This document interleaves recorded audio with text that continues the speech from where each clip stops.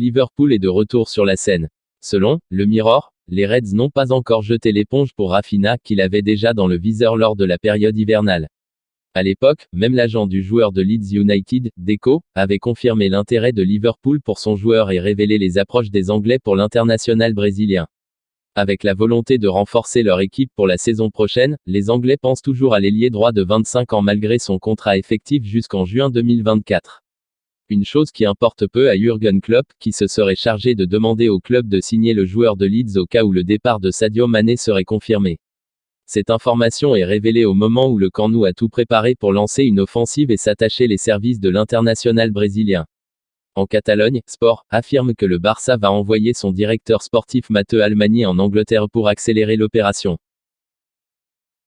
Alors que l'attrait du FC Barcelone pour Robert Lewandowski n'est désormais plus un secret, les dirigeants catalans travailleraient également sur le mercato de juin de l'année 2023. Le Barça pourrait en effet frapper un très joli coup dans un an. Selon le Mirror, le club catalan aurait promis à Mohamed Salah de venir le chercher à l'expiration de son contrat avec Liverpool, soit le 30 juin 2023. L'Égyptien, dont le profil plairait beaucoup à Xavi, n'a toujours pas prolongé avec le club de la Mersey. Et d'après cette même source, l'intérêt du Barça explique en partie pourquoi l'avenir de l'ailier n'est pas encore scellé.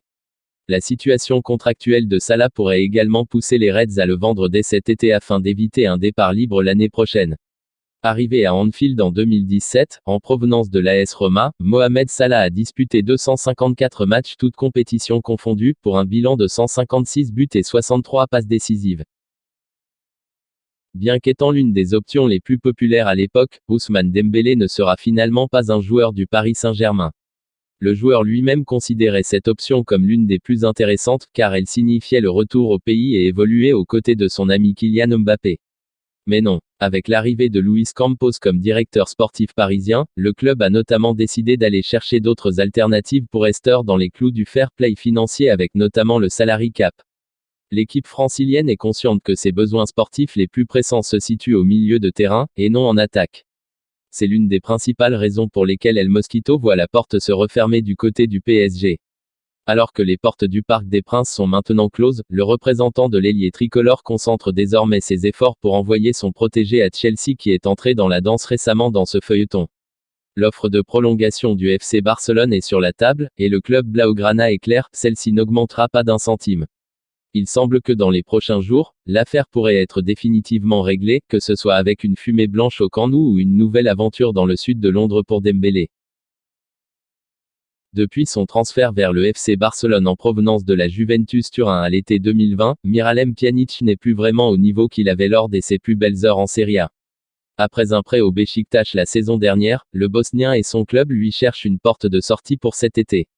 Et selon Gazzetta Foot, celle-ci pourrait se trouver du côté de la Ligue 1.